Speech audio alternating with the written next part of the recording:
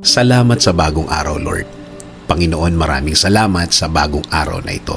Maraming salamat sa masarap na tulog. Maraming salamat sa masarap na pahinga.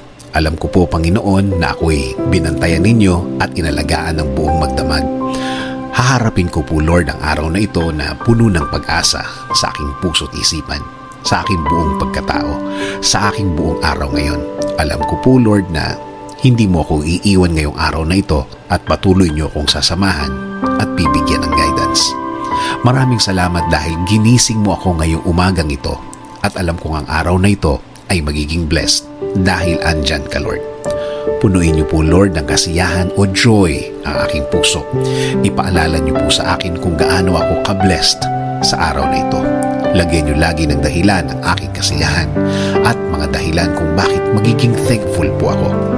Kapag pumasok na po ang problema sa aking araw ngayon, i-remind niyo po ako ng inyong pagmamahal, ng inyong presensya, ng inyong kabaitan, ng